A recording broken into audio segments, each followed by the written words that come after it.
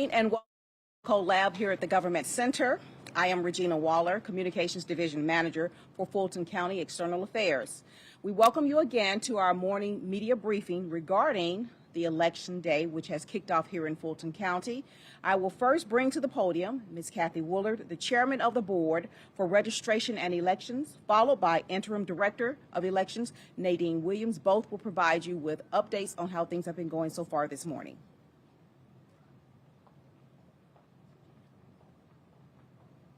Is this my box to stand on so I look real tall? I'm going to speak with confidence. Listen, I want to welcome members of our local press corps here. We're starting the 24 hours that we'll probably spend a lot of time with you that could extend into the next month. So welcome.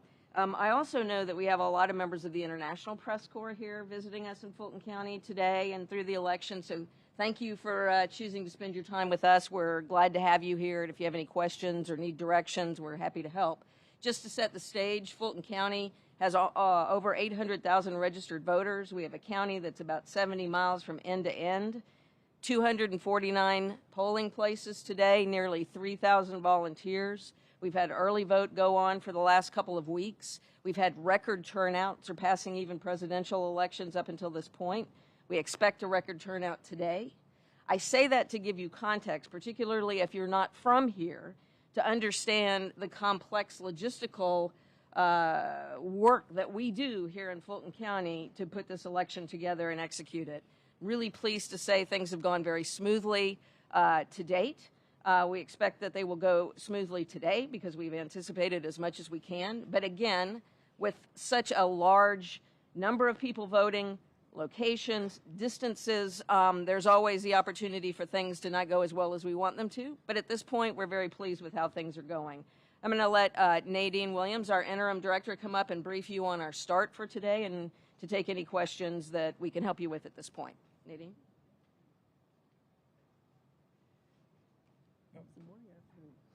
Good morning. It's okay. Good morning. So far, we've had a very successful election. We thank all the poll managers and all the poll staff and election department workers that have come out and make this happen.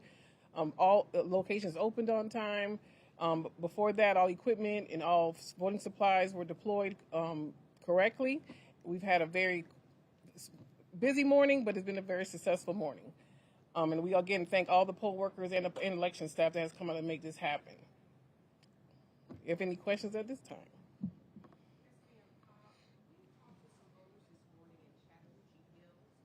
Said when they went in to vote, they were told that they were registered in Marietta, which is Cobb, a whole other county, and they were turned away from the polling place. What happened there? Right, the voters were not turned away. They were offered provisional ballots. We are still investigating that matter to see if it's an issue with the poll pad equipment, but it's under investigation. But there is a paper backup list that the poll manager is able to use and is utilizing at that site. About how many voters are we talking about at that incident? I believe it was 20. Has that happened anywhere else besides No, Challenge that's the Hills? only report that we received in regards to that. And then we got information that a Johns Creek poll worker was removed from her post following a social media post. What happened there? What happened there was that we had, it was brought to our attention by one of her peers that there was a comment made during a poll worker event, and the peer also noticed some social media posts that the person had put online. They forwarded it to us. We sent that information to the Secretary of State's office to ask if this should be under investigation for concern.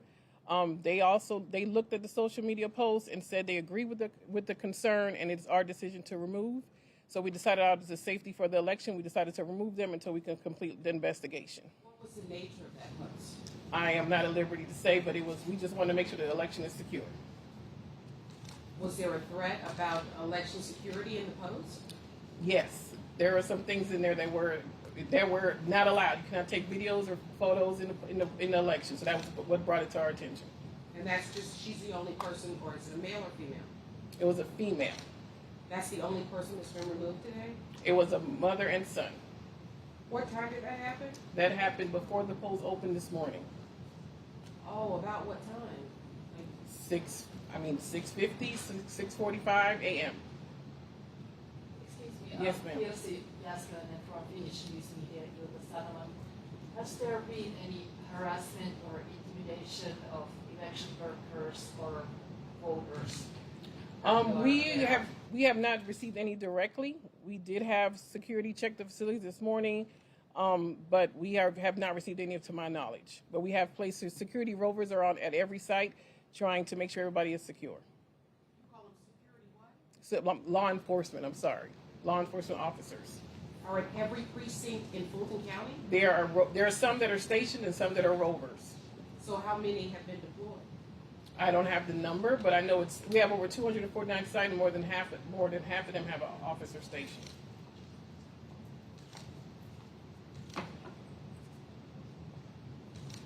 What can you tell us about absentee ballots? We've had some concerns that people requested ballots and they never received them. How many requests did you get, and how many absentee ballots actually went out? I do not have that number in front of me. Anybody that contacted our office and had concerns, we have addressed. But I do not believe we had that issue. I know there was a media report about 40 ballots at a nursing home. That was not a valid. That was not a valid complaint. There's not even 40 registered voters at that location. But I would have to give those numbers later this evening, honestly, because if their ballots are still coming in at this point. People have until 7 p.m. to return their absentee ballots. So we'll know the exact numbers by 7 o'clock today. Okay. Thank you. If there are no more questions, just want to remind everyone that we will have a second media briefing this evening at 7 p.m. at the Elections Warehouse, which is located at 1365 English Street here in Atlanta. And also, if you need any assistance, please reach out to my office. Again, I am Regina Waller. Thank you.